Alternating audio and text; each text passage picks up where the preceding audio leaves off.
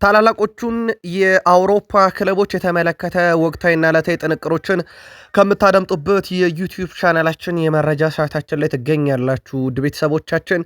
ለዚህም ሰዓት በርከት ያሉ ስፖርታዊ ጥንቅሮችን ለእናንተ ውድ አድማጮቻችን በአውሮፓ ዙሪያ እንደ ሁልጊዜው መራርጠን ይዘን መተናል። በርከት ያሉ መረጃዎችን ስናደርሳችሁ እናንተ ደግሞ በሀሳብ መስጫ ሳጥናችን ላይ እንደ ሁልጊዜው ሀሳብ አስተያየታችሁን በመደግፏቸው ክለቦች አሊያም በፕሮግራማችን ይዘት ላይ ልታጋሩን ትችላላችሁ። ጥያቄዎችም ካሉ ልታደርሱን ትችላላችሁ። በሁለቱም የዩቲዩብ ገጻችን በተከታታይ ምላሽ ይዘንባቸው የምንመጣ ይሆናል። ብዙኛውም የመረጃ ሰዓታችን ታላላቆቹን የአውሮፓ ክለቦች ስናነሳ ባርሴሎና ለተጠባቂው ጨዋታ ለየት ያለ መግለጫ አውጥቷል። የቡድን ዜና ይዘናል። የሪያል ማድሪዱን ኮከብ ጉዳይ በተመለከተ ተጨማሪ መረጃዎች ሲወጡ ከወደ ዣን ኢንፋንቲኖ የመጣው ደግሞ ለየት ያለ ነው። ተጨማሪ ጥንቅር ይዘንበታል። በአውሮፓ ዙሪያ ከዋክብቶችንም እንዲሁ የተመለከቱ ለየት ያሉ ጥንቅሮችን ይዘናል። እስከ ፕሮግራማችን ፍጻሜ ቆዩ። በተወዳጁ እንግሊዝ ፕሪሚየር ሊግ የመረጃ ሰዓታችን ሳምንቱን ለየት ያሉ ሁነቶች መልሰን እንመለከታቸዋለን። ውድ ቤተሰቦቻችን በርካታ ጥንቅሮችን ይዘናል። ከዚህ ጋር በተያዘ በተለይም በተወዳጁ የእንግሊዝ ፕሪሚየር ሊግ የቼልሲው ተጫዋች ሁለተኛ ቢጫ ካርድ ስለመሆኑ እርግጠኛ አልተኮነም ነበረ። በሰዓቱ ብዙ ጥያቄ ነበሩ የቼልሲው ኮከብ። ግን ከዛ መለስ ብለን አንዳንድ ተጫዋቾችን በተናጠል እንመለከታለን። ፓልመር፣ ላቪያ እነ ሳረን፣ ሪስ ጄምስን የተመለከቱ ልዩ መረጃዎችን እናነሳለን። በቼልሲ በኩል ተጨማሪ መረጃዎችን ይዘናል። ከሊቨርፑል ጋር በተያያዘ ዛሬ አርኔ ስሎት ጋዜጣዊ መግለጫ እየሰጡ ነበረ። ውድ ቤተሰቦቻችን የመጀመሪያው ቡድን ዜና ነው ያነሱት። እንዳጠቃላይ እንመለከተዋለን ስለ ቡድን ዜናቸው። ከዛ ውጭ ግን አርሰናልና ማንቸስተር ዩናይትድ ላይ አማረዋል። እሳቸው የሊቨርፑሉ ሰው ምክንያት አንስተው እየተከራከሩ ነው። ምናልባት መረጃውን ተከታተሉትና የስሎትን ሐሳብ ዩናይትድም ላይ የስሎትን ሐሳብ አርሰናልም ላይ ያነሱትን እንደ መከራከሪያ በርካቶች እየተወያዩበት ስለሆነ ነው። እናንተ ውድ ቤተሰቦቻችንም ከመረጃው በኋላ መልከቶቻችሁን ትጽፉልናላችሁ። በዛው የዩናይትድን መረጃ እንቀጥላለን። በፕሪሚየር ሊጉ ብቻ ሳይሆን በአውሮፓ ረጅሙ ያለመሸነፍ ጉዞ ያለው ቡድን አሁን ዩናይትድ ነው። እዚህ ቡድን ውስጥ ግን ነጥለን የምንመለከታቸው ተጫዋቾች አሉ። በተለይም የመጨረሻ ወራቶች ላይ የሚገኙ ኮንትራታቸው፣ ከዛ በኋላ ደግሞ የቡድኑን ቁልፍ ተጫዋቾች በጣም ለየት ያሉ መረጃዎችን ይዘናል።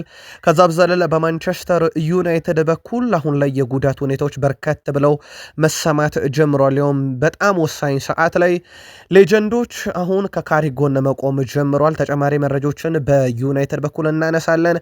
በአርሰናል የመረጃ ሰዓታችን ተከላካዮቹ ከመከላከል እስከ አሸናፊነት የሚያበቁ ጎሎችን እስከ ማስቆጠር አሲስት እስከ ማድረስ የረቀቀ ሳምንት ነበር የአርሰናል ተከላካዮች ያሳለፉት። ያውም ቼልሲ ላይ መሆኑ ደግሞ ለየት ያደርገዋል። በስቴዲየም ውስጥ የታየችው አንድ ጽሑፍ ግን መነጋገሪያ ናት። ከዛ ውጭ የአርሰናልና የጉዳት ሁኔታን አያይዘን እናነሳለን። ሚኬል አርቴታም ተጫዋቾች አጠቃቀም ጉዳይ ላይ የሚሉት ነገር አለ። አንዳንዶቹን ነጠለን እናነሳለን። ከ24 ዓመት በፊት አንድ የተፈጠረ ሁነት አለ አርሰናል ቤት ምንድን ነው የሚለውን ጨምሮ ይዘናል። አብራችሁን ቆዩ። ላይክ፣ ሰብስክራይብ፣ ሼር አድርጉን። ለሀሳብ አስተያየታችሁ ዛሬም አመስጋኞች ነን። ላይክ፣ ሰብስክራይብ፣ ሼር ስላረጋችሁንም ጭምር አብራችሁን ቆዩ። ባርሴሎና አንድ በጣም ወሳኝ ጨዋታ ያለበት ያውም የመቀልበስ ግዴታ ያለበት የ4-0 ውጤት። ከዚህ ጋር በተያያዘ ውድ ቤተሰቦቻችን ባርሴሎናዎች አሁን በማህበራዊ ትስስር ገጻቸው ላይ አንድ ትልቅ ጽሑፍ አስፈረዋል። ይሄም ጽሑፍ በካምፕኑ 90 ደቂቃ በጣም ረጅም ነው የሚል ነው። ለአትሌቲኮ ማድሪዶች ነው መልእክቱ። ስለዚህ እዚህ ስትመጡ ውጤት ለመቀልበስ የሚቸግረን ነገር የለም፣ ምክንያቱም ካምፕኑ 90 ደቂቃ በጣም ረጅም ይሆንባቸዋል ብሏቸዋል። 4-0 በኤር ሪያድ ሜትሮፖሊታኖ ስቴዲየም አትሌቲኮ ማድሪድ ነው ድል ያደረገው። ይህን ጨዋታ የመቀልበስ ግዴታ ይጠበቅባቸዋል። ከዚህ በፊት በነገራችን ላይ የዚች አባባል ባለቤት ሪያል ማድሪዶች ነበሩ። 90 ደቂቃ በቤርናቤው በጣም ረጅም ነው ብለው ይጽፉ ነበረ። ይሄ በአውሮፓ ሻምፒዮንስ ሊግ ምሽቶች ላይ። አሁን ጉዳዩን ባርሴሎና ወስዶታል። ካምፕኑ ላይ የኮፓ ዴላሬ ጨዋታ የመልሱ እንዴት ይሆናል? ካሁኑ በትልቁ እየተጠበቀ ያለ ጨዋታ ነው። የጨዋታው ልዩነቶች ይሆናሉ ተብለው ከሚጠበቁት ውስጥ ላሚን ያማል ይጠቀሳል። ምናልባት የፍራንኪ ዲዮንግ እና ሮቤርት ሌዋንዶስኪ በጉዳት እንደሌሉ አረጋግጠናል። ተጨማሪ ቡድን ዜና እያፈላለግን እንገኛለን ከጨዋታው ጋር አያይዘን። ከዚህ ጋር በተያያዘ ውድ ቤተሰቦቻችን በባርሴሎና በኩል ወጣቱ ተጫዋች ላሚን ያማል ከሰሞኑ 101 የግብ አስተዋጽኦ ላይ እንደደረሰ ይታወቃል። በጨዋታ ብዛት ከሆነ ከሜሲ ቀጥሎ ሁለተኛው ነው። በእድሜ ከሆነ ግን የሚስተካከለው የለም። ለአብነት ያክል አሁን ላይ ላይ ቀጣይ እንግዲህ የአውሮፓ እግር ኳስ እየተቆጣጠሩ ነው ለባሊዮን ዶር ሽልማት እና ለረጅም ዓመታት የአውሮፓ እግር ኳስ ይቆጣጠሩታል የሚባሉት ሃላንድና ኬሊያን መባፔ እንኳን በ18 ዓመታቸው የነበራቸውን የግብ አስተዋጽኦ ብናይ ኬሊያን መባፔ 42 ሃላንድ 26 ነው። ላሚን ያማል 101 ደርሷልና በዚህም ዓመት ለባሊዮን ዶር ከሚጠበቁ ተጫዋቾች አንዱ እንደሆነ ይታወቃል። የማድሪድ ጉዳይ አልበረደም እስካሁን ይሄ የዘረኝነት ጥቃቱ ጋር በተያያዘ በተለይም ከቤኔፊካው ጨዋታ በኋላ የፕሪስቲያኒ ያንን ድርጊት መፈጸም ቪኒሲየስ ጁኒየር ላይ ለጨዋታ ቅጣት ዳርጎት እንዳለ ይታወቃል። ያው በጊዜያዊነት ነው እግዱ ያለው። ከዚህ ጋር በተያያዘው ማድሪድ ተጫዋቾች በጣም ደስተኛ መሆናቸውን የይፋ በወሰነው ውሳኔ ሲናገሩ ነበር። አሁን ደግሞ የእግር ኳስ የበላይ ጠባቂው ፕሬዚዳንት የፊፋ ማለት ነው ዣን ኢንፋንቲኖ አንድ ተጫዋች በሜዳ ላይ ከዚህ በኋላ አፉን ሸፍኖ የሚናገር ከሆነ በቀይ ካርድ ከሜዳ መሰናበት አለበት፣ አንዳች ክፉ ነገር ካፉ ሊወጣ ካልሆነ በስተቀር አፉን ሊሸፍን አይችልም እያሉ ነው። እና የፊፋው ፕሬዚዳንት የእግር ኳስ የበላይ ጠባቂ የዶናልድ ጄ ትራምፕ የልብ ወዳጅ የሆኑት የቅርብ ሰው ለምን ተጫዋቾች አፋቸውን ሲይዙ በቀይ ካርድ ከሜዳ አይወጡም የሚሉ ምክረ ሀሳብን አቅርበዋል። በነገራችን ላይ ከዚህ ጋር በተያዙ ብዙ ህጎች ሊሻሻሉ ይችላሉም እየተባለ ነው። የፕሪስቲያኒም ጉዳይ እስካሁን አልለየም። ቪኒሲየስ ጁኒየር ጋር በተያዘ በዚሁ ለማንሳት የሪያል ማድሪድ ኮንትራቱ አሁንም እልባት አላገኘም። ከዛ ውጭ ዛሬ ሪያል ማድሪድ በጣም ወሳኝ የተባለ የላሊጋ ጨዋታ እንደሚጠብቀው ይታወቃል። አሁን ልዩነቱ ከባርሴሎና ጋር 4 ደርሶበታል። ካሸነፈው ወደ 1 ዝቅ ያደርጋል። አቻ ከወጣ የነጥብ ልዩነቱ 3 ይሆናል። ከተሸነፈ በ4 ይቀጥላልና ማድሪድ ዛሬ በጣም ወሳኝ ጨዋታ እንዲሁ እንዳለበት ይታወቃል። ሜሲን እናንሳ።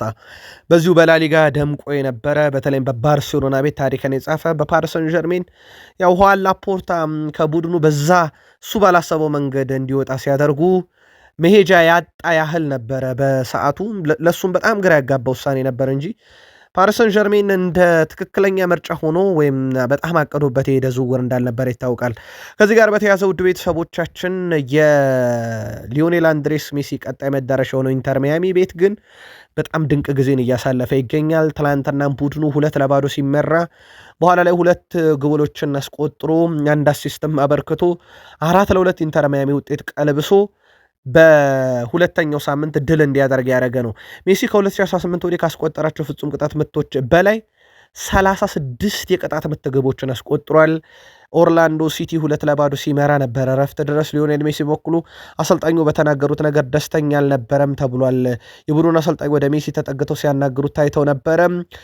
ሜሲ በኋላም የቅጣት ምት ጎል አስቆጥሮ ውጤቱን መቀልበሱ እርግጥ ከሆነ በኋላ ወደ አሰልጣኙ ሄዶ ልፈርምልህ የሚል ምልክት ሲያሳየው ነበረ። ምናልባት ከኔዘርላንድ ብሔራዊ ቡድን አሰልጣኝ ጋር ከገባው ሰጣ ገባ በኋላ ሌላ ትላንትና ሰጣ ገባ ውስጥ ገብቶ የተመለከትንበትም ጨዋታ ነበረ።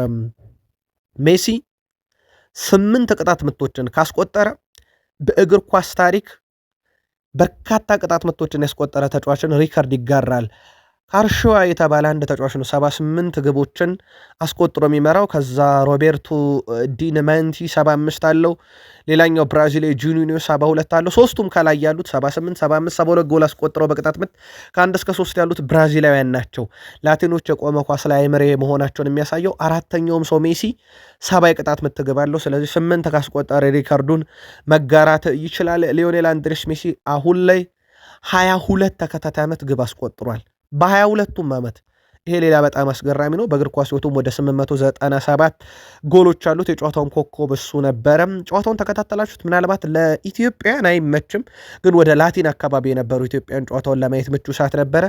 ለኢትዮጵያ ሊነጋጋ ሲል የነበረ ጨዋታ እንደነበረ የሚዘነጋ አይደለም። ወደ አውሮፓ አንድ መረጃ ተመልሰን እናንሳ። ሌላኛውን ኮከብ ሃሪኬን 30 ግብ ላይ ደርሷል። ውድ ቤተሰቦቻችን ዘንድሮ ደግሞ በጣም የተለየ ዓመት እያሳለፈ ነው። ያቺን የሮቤርት ሌዋንዶስኪን 41 ግብ በሲዝኑ የማስቆጠረን ሪከርድ የምትቀርበት አይመስልም። 10 ጨዋታዎች ይቀራሉ።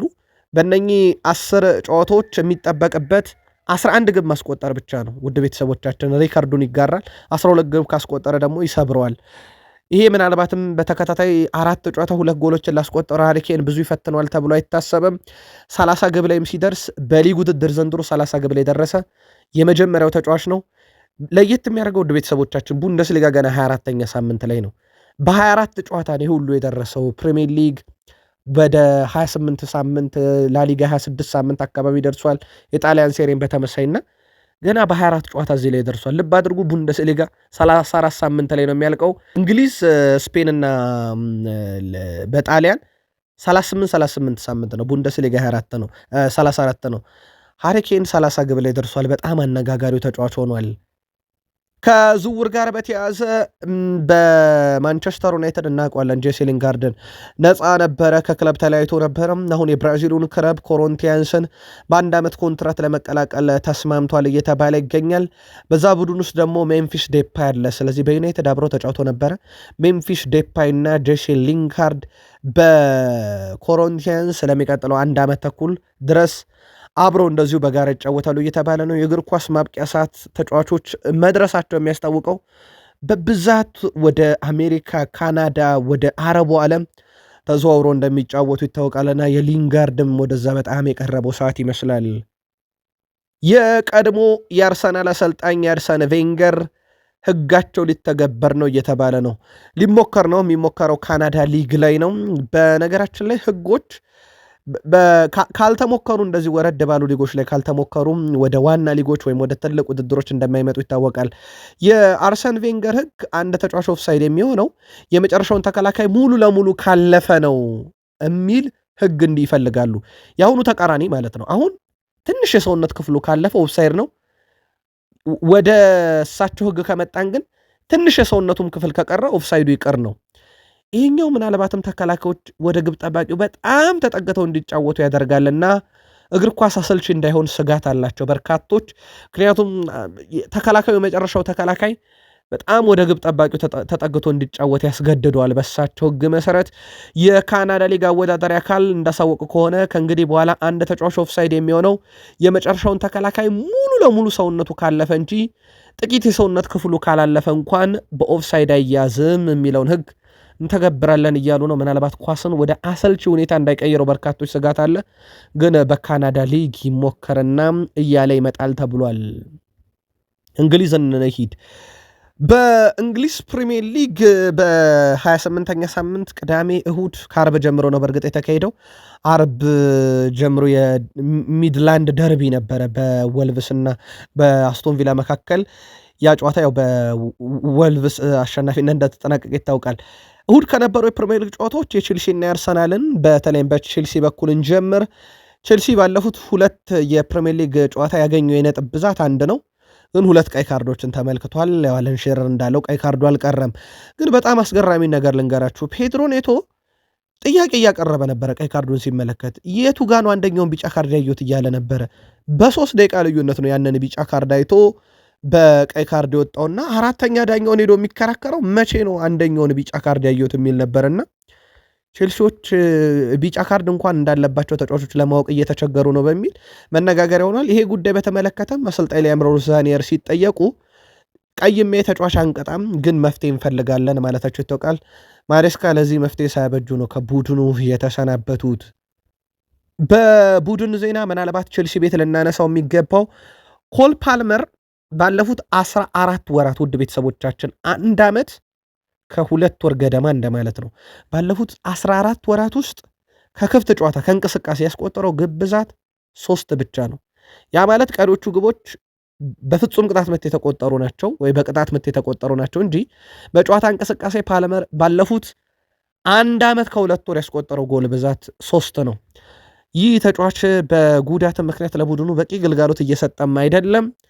ፕላስ የምናውቀው ፓልመር ጠፍቷል ማለት ይቻላል። አንዱ ምናልባት ከወጥነት ጋር በተያያዘ እንደ ቡድን ቼልሲ ለገጠመው ችግር እንደ አንድ ምክንያትም ይጠቀሳል።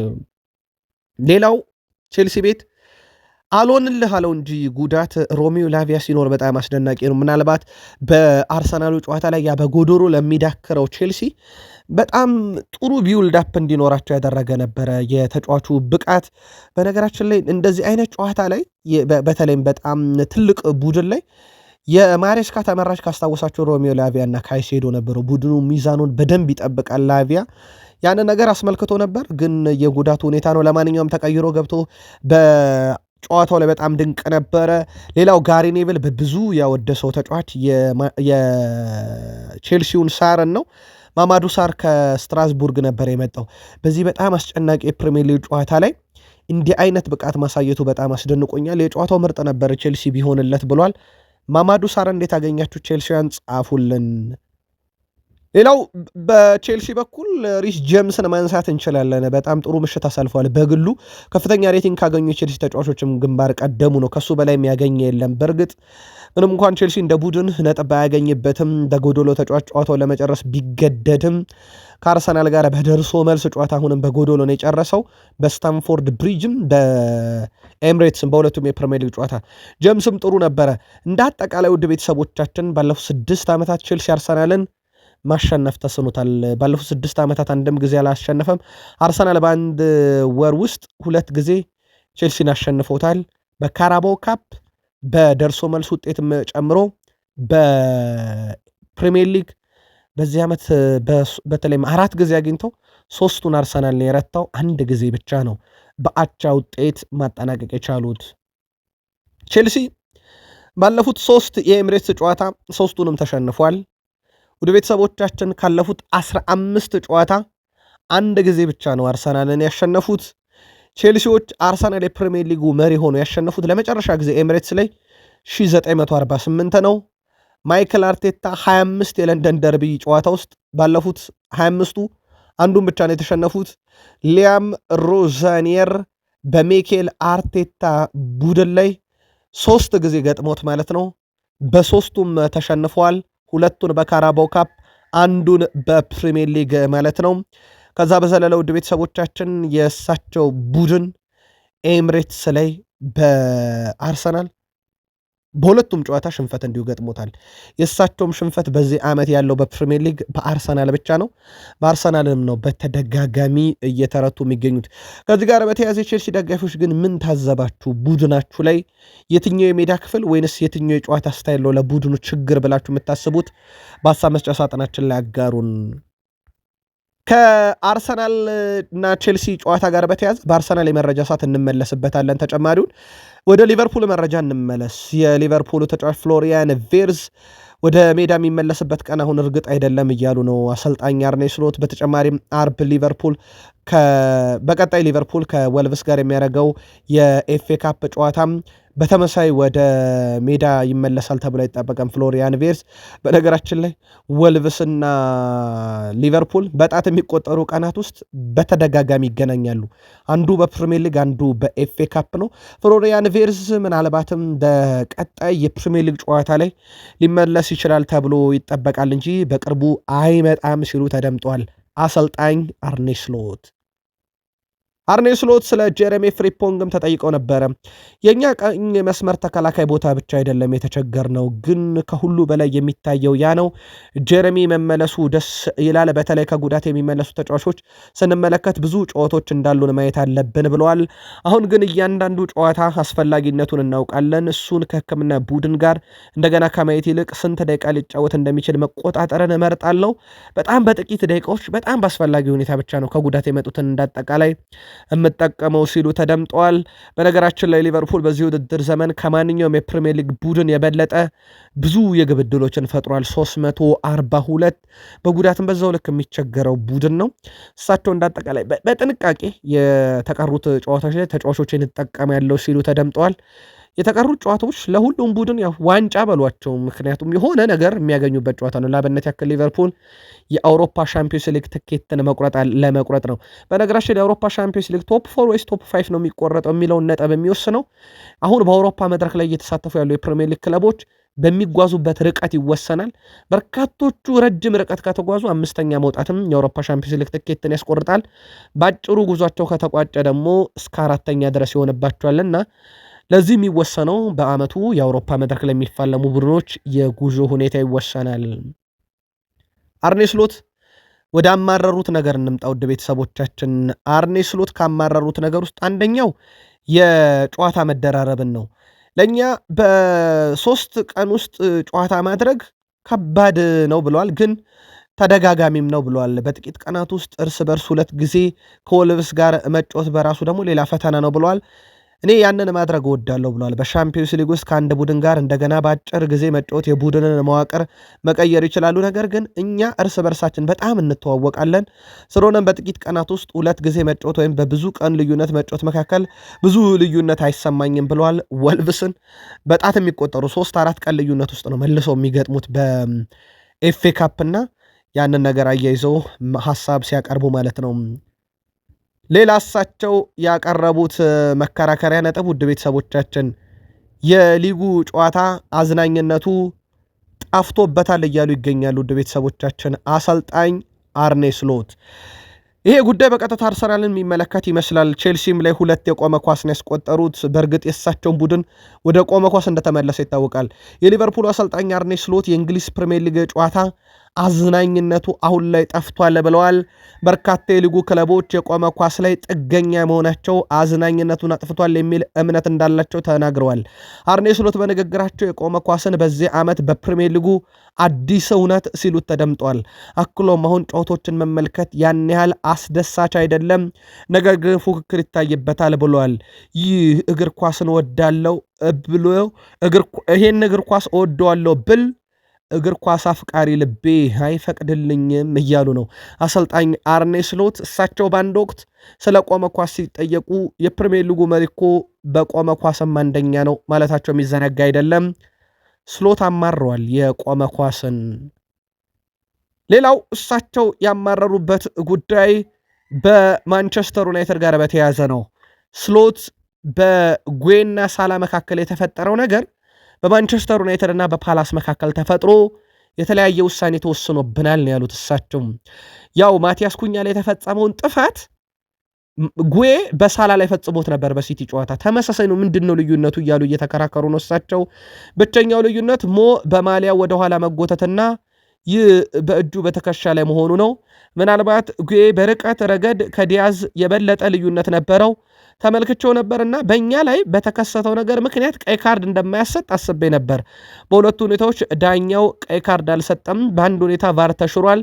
ስለዚህ ቢያንስ አንዱ ስህተት መሆን አለበት እያሉ ነው። ወይ ለዩናይትድ ትላንትና የተሰጠው ፍጹም ቅጣት ምትና ቀይ ካርዱ ስህተት ነው፣ ወይ ለእኛ የተከለከለው ስህተት ነው እያሉ ነው እሳቸውና አንዱ ስህተት ነው ብለዋል። ውድ ቤተሰቦቻችን ስሎት እንግዲህ ቅሬታ ያቀረቡበት የትኛው ነው ስህተት? ለማቲያስ ኩኛ የተሰጠው ፍጹም ቅጣት ምት ነው ስህተት ወይንስ ለሊቨርፑል የተከለከለው ፍጹም ቅጣት ምት ነው ስህተት? ስሎት አንዱ ስህተት መሆን አለበት እያሉ ይገኛሉ። በዚሁ ወደ ዩናይትድ መረጃ እንሻገር። ማንቸስተር ዩናይትድ በአውሮፓ 5 ታላላቅ ሊጎች ረጅሙ ያለመሸነፍ ጉዞ 11 ጨዋታ ላይ ደርሷል። ማንቸስተር ዩናይትድ በነገራችን ላይ ባለመሸነፍ ይሄ ረጅሙ ጉዞም ነው። በፕሪሚየር ሊጉ በተለይ ማይክል ካሪክ መንበረ ስልጣኑን ከተቆጣጠሩ በኋላ ዩናይትድ አልረታም እጅ አልሰጥም ብሎ ያለ የፕሪሚየር ሊግ ክለብ ሆኗል። እሳቸው ቡድኑን ሲረከቡ በ11 ነጥብ በአስቶን ቪላ ይበለጡ ነበረ። አሁን ሶስተኛ ካለው ከአስቶን ቪላ ነጥባቸውን አስተካክሎ ሶስተኝነትን ሲረከቡ የ11 ነጥብ ልዩነቱን ለማጥበብ 11 ተከታታይ ጨዋታም ያለ ሽንፈት የተጓዙበት ነበረ። ቁልፍ ተጫዋቾችን እናንሳ ውድ ቤተሰቦቻችን። ሃሪ ማጓየር የመጨረሻ ወራቶች ላይ ይገኛል በዩናይትድ ኮንትራቱ።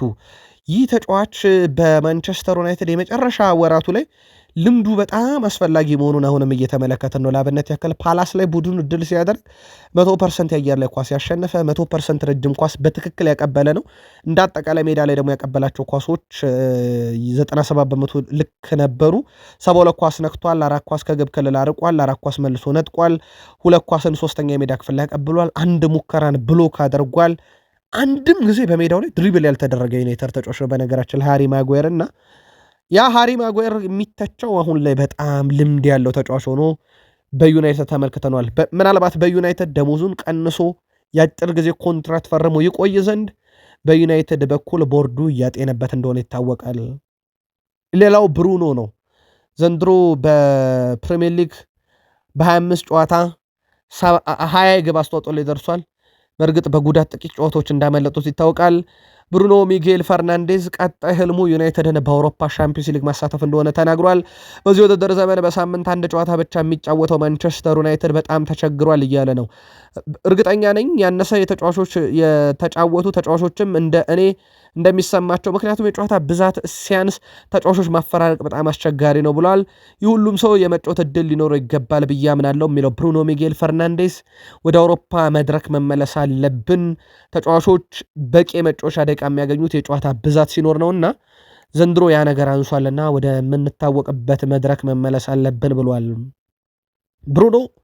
ዩናይትድ ያው እየተመራ እንደነበረ ይታወቃልና ጎል ሲቆጠርብን የምናሳየው የመከላከል ጽናት እንዲሁም ሁኔታውን ለመቀየር የምናደርገው ጥረት ለቡድኑ በጣም አስፈላጊ ነው ብሏል። በቡድን ውስጥ ያለው የድል መንፈስ ከፍ ያለ መሆኑን ያሳያል ብሏል። ተመርተን ውጤት ስንቀለብስ በሚቀጥለው ከኒውካስል ዩናይትድ ጋር በምናደርገውም ጨዋታ ይህንኑ መድገም አለብን ብሏል።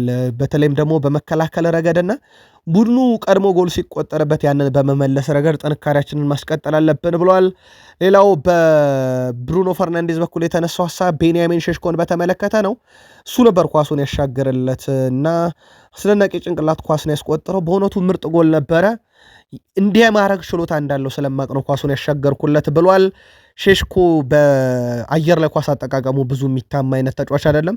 የብሩኖ ፈርናንዴስ ኳስ ረዘም ካለው የሜዳ ክፍል ላይ ወደ ሳጥን ውስጥ የተሻገረች ነበረች። በጣም ቴክኒካል ኳስ ነበር ያሻገረለት ብሩኖ። ሼሽኮ ለራሱ ከፍተኛ ደረጃን ላይ ማድረስ የሚችል ተጫዋች ነው። ትልቅ አስተሳሰብም አለው። በሱ በጣም እርግጠኛ ነኝ ብሏል።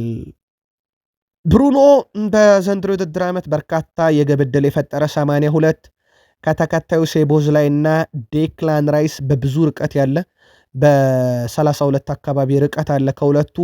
የዘንድሮ የውድድር ዓመት ከፍተኛ አሲስት ያስመዘገበ ተጫዋች ብሩኖ ነው፣ 13 አለው። ራያን ቼርኪ፣ ሃላንድ 7፣ ጃክ ግሪሊሽ፣ ሳላ 6 አላቸው። ከተከታዮቹ ኦልሞስት የእጥፍ ያህል ልዩነት አለው እንደማለት ነው። ብሩኖ ሚጌል ፈርናንዴዝ በዩናይትድ 6ኛ ዓመቱን እያሳለፈ እንደሆነ ይታወቃል። 5 ጉዳቶች አስተናግዷል። በነገራችን ላይ 105 ጎሎችን 100 አሲስቶችን ብሩኖ ፈርናንዴዝ በማንቸስተር ዩናይትድ መተካት ስለመቻሉ እርግጥ አይደለም። ከሰሞኑ ሪዮ ፈርዲናንድ ዩናይትድ ትልቅ ስህተት የሚሰራው ብሩኖ ፈርናንዴዝን በአንድ ተጫዋች እተካለው ሲል ዩናይትድ ስህተት እየሰራ ነው ማለት ይታወቃልና በዛ ላይ የሚጎዳ አይነት ተጫዋች አይደለም። ሲጎዳም ደግሞ ለአንድ ወር ይባላል፣ ግን በ20ኛው ቀን ተመልሶ ጨዋታ እንደሚያደርግ ይታወቃል። ቤንያሚን ሼሽኮ በማንቸስተር ዩናይትድ ያው የፌብራሪ ወር የወሩ ምርጥ ተጫዋች ተብሎ የተመረጠው እሱ ነው። የወሩ ምርጥ ግብ ከሱ ነው የተመረጠችው፣ ዌስትሃም ላይ ያስቆጠራት ግብ። ግን ለየት ያለ መረጃ እንንገራችሁ ውድ ቤተሰቦቻችን፣ ቤንያሚን ሼሽኮ ለማንቸስተር ዩናይትድ በ5 ጨዋታ 10 ነጥብ የተገኘው በሱ ምክንያት ነው። ፓላስ ላይ 3 ነጥብ ያገኙት ዩናይትድ እሱ ባስቆጠራት የማሸነፊያ ግብ ነው። ኤቨርተን ላይ 3 ነጥብ ያገኙት እሱ ባስቆጠራት የማሸነፊያ ግብ ነው። እንዲሁ ፉላም ላይ የማሸነፊያ ግብ ያስቆጠረው እሱ ነው። 3 ነጥብ አገኙ፣ 9 ማለት ነው። ከዛ ከዌስትሃም ጋር አቻ ሲወጡ 1 ነጥብ ያገኙት በሱ 1 ግብ ነው። ከዛ በድምሩ 10 ነጥብ። ስለዚህ ዩናይትድ በ5 ጨዋታ 10 ነጥቦችን ሲያሳካ የተሳኩት ነጥቦች የመጡት በቤንያሚን ሼሽኮ ግቦች ነው። ይሄ ምን ያህል ተጫዋቹ ለዩናይትድ ቁልፍ እንደሆነ ማሳያ ነው። በእርግጥ የካሪክ መምጣት አንደኛው ተርኒንግ ፖይንት ነው። እንደውም ይህ ሁሉ ተጫዋች ከተቀየረ ኦናናን የራሱ በመጣ እቀየራለሁ ብሎ እስኪመኝበት ድረስ እንደነበረ ይታወቃል። ዝላታን ኢብራሂሞቪች በዩናይትድ እንደተጫወተ ይታወቃል። ያው ዩናይትድ ትልቅ ብራንድ ያለው ክለብ ስለሆነ ለዩናይትድ መጫወት ለእኔ በእግር ኳስ ታሪክ ውስጥ አሻራ እንደማሰረፍ ስለሆነ ለዩናይትድ መጫወትን ስጠብቀውና ወዲያው ሲመጣ የተቀበልኩት ጉዳይ ነው ማለቱ ይታወቃል። ስለ ቤንያሚን ሼሽኮ ያነሳል ዝላታን ኢብራሂሞቪች። ቤንያሚን ሼሽኮ ሲጫወት ስመለከተው የድሮ ማንነቴን ያስታውሰኛል፣ ሼሽኮ ልክ እንደኔ ነው ሲል ተደምጧል። ረጅም ተጫዋች ነው፣ ድሪብል በማድረግም የተዋጣለት ነው። በሜዳ ውስጥም በጥልቀት ይጫወታል። እኔም ከቡድኑ አጋሮች ጋር በጥልቀት ይጫወት ነበር። በእሱ ዕድሜ ያሉ ብዙዎች የእሱን ያከለ መጫወት አይችሉም። እናም ዩናይትዶች የዚህ ትውልድ የጎል ማሽን አግኝተዋል። ዝላታን እኔን ያስታውሰኛል እያለ ነው ቤንያሚን ሼሽኮን። ምናልባት ተመሳስሏቸው እናንተ ያስተውላችሁታል? ምልከታችሁን ጻፉልን። ሪዮ ፈርዲናንድ ስለ ማይክል ካሪክ ይናገራል። በእርግጥ የቀድሞ የቡድን አጋሩ እንደሆነ ይታወቃል። ካሪክ ሙሉ በሙሉ እምነት ሊጣልበት የሚገባ አሰልጣኝ ነው። በተለይም በቋሚ 11 ምርጫና በተቀያሪ ተጫዋች ዙሪያ እምነት ሊጣልበት ይገባል ብለዋል። እርሱ ምን ማድረግ እንዳለበት በሙሉ የተረዳ እንደሚመስል በግልጽ አሳይቷል። እርሱ ያለው አስተሳሰብ የከፍተኛ እግር ኳስ እውቀት ነው እንጂ እንዲሁ በቀላሉ ዝም ብሎ በዘፈቀደ የመጣ ጉዳይ አይደለም ብሏል። እናም በካሪክ በጣም እርግጠኛ ነኝ እያለ ነው ሪዮ ፈርዲናንድ። በ2026 በፕሪሚየር ሊጉ ከፍተኛውን ነጥብ እንዲሰበስብ አድርጓልም ብሎ እንደመከራከሪያ ያቀርባል። በነገራችን ላይ ዩናይትድ 21 ነጥቦች ያሉት ከ9 ጨዋታ በፕሪሚየር ሊጉ ቀዳሚ ነው። አርሰናል 19፣ ሲቲ 19 ነው የሰበሰቡት። ባነሰ ጨዋታ ነው ዩናይትድ በአንድ ጨዋታ ያንሳል። ያውም ከአርሰናልም ከሲቲም ይህንን ነጥብ ሲሰበስብ ከዚህ ጋር በተያዘ ካሪክ ይሄ ዝም ብሎ በዘፈቀደ የመጣ ሳይሆን በካሪክ እውቀትና ብስለት የመጣ ነውና በጣም ትልቅ ክሬዲት ሊሰጥ ይገባል ብሏል። ምናልባት ዩናይትድን ያለምንም ጥርጥር ሊፈትኑ የሚችሉ የዚህ ውጤት ጀርባ አጥንት የሆኑ ተጫዋቾች ግን ጉዳት ገጥሟቸዋል።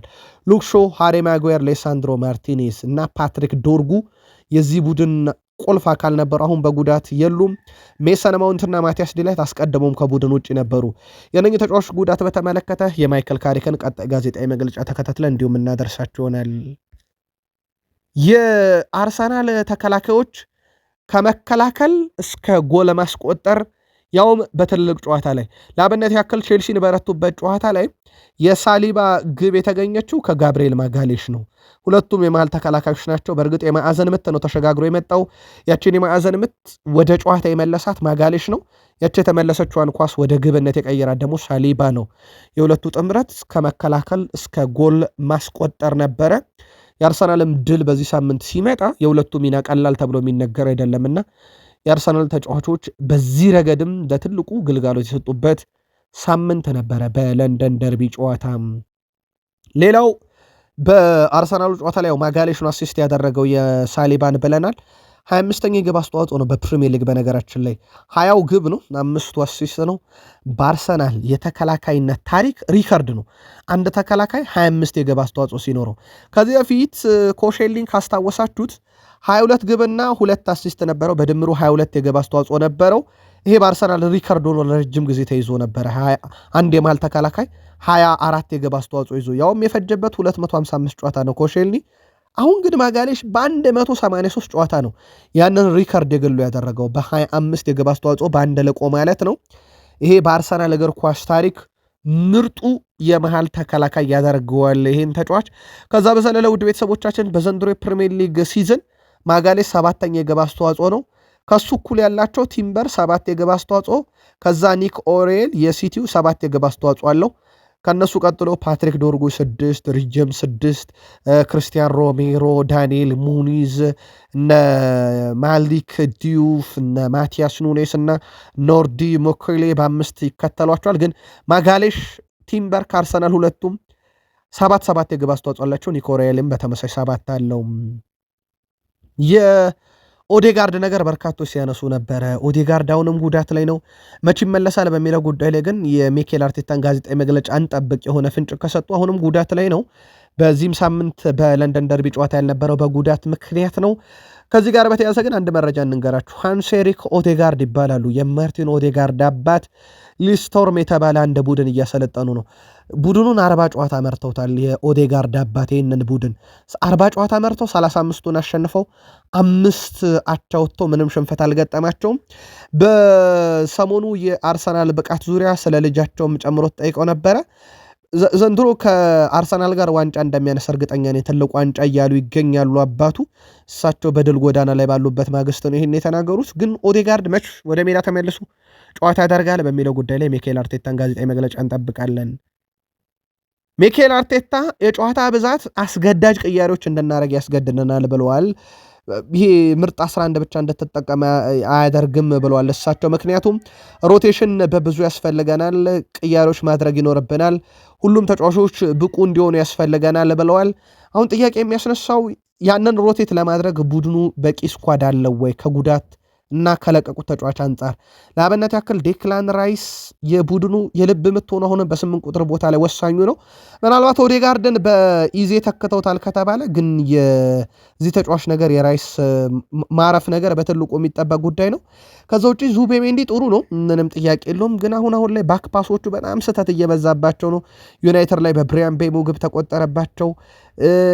በቼልሲም ጨዋታ ላይ በነገራችን ላይ አንድ ኳስ በግልጽ ስህተት ሰርቶ ግብ ጠባቂው ነው ያዳነለት ዳቪድ ሪያ እንጂ እዛ ቦታ ላይ ግን አሁንም የሮቴሽን ጉዳይ ያስፈልጋል። ኢታን ዋኔሪ ለማርሴ ምናልባት በውሰት መሰጠቱ አሁን ላይ በተወሰነ መንገድ ጥያቄ የሚያስነሳ ሆኗል። ከአርሰናል ጋር በተያያዘ ምናልባት በኤምሬትስ ካየናቸው ባነሮች ውስጥ በጣም ለየት ያለው ነገር አንደኛው የሌጀንዶቻቸውን ባነር በስቴዲየም ይዘው ገብተው ነበረ። ከዛ ውጭ ግን ያው የለንደን ደርቢ ጨዋታ ነውና የተወሰነ ተቀናቃኝነት ይኖራል። ግን ለቼልሲ ደጋፊዎች አንድ ጽሑፍ ይዘው ገብተው ነበረ። የአርሰናል ደጋፊዎች ይዘውት ከገቡት ጽሑፍ ውስጥ አንደኛ ወደዚህ የመጣችሁት አርሰናልን ለማየት ብቻ ነው፣ ቡድናችሁ ምንም አያረግም እዚህ ስቴዲየም ብለው ባነር ይዘውባቸው ገብተው ነበር። እንዳሉትም ድል አድርገውበታል።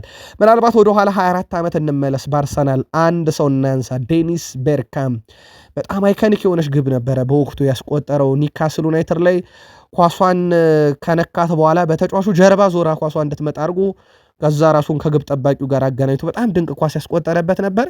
አለን ሺረር በጨዋታው ላይ የኒካስል ዩናይትድ አጥቂ ሆኖ መሀል ሜዳ ቆሞ ያጨበጨበበት ግብ ነበረ እና ምናልባት ሌላ ተጫዋች ቢያደርገው ኖሮ መነጋገሪያ ይሆን ነበር። ግን ቤርካም ስላስቆጠረው ብዙ አነጋጋሪ አይደለም።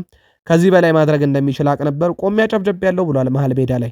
ያችን ኳስ በወቅቱ የተመለከተ አለ? ከሌለ ግን በሪፕሌይ ስትወት ምን ይሰማቸዋል? አርሰናል ላይ ጻፉልን። በቀጣይ መረጃ እንገናኝ።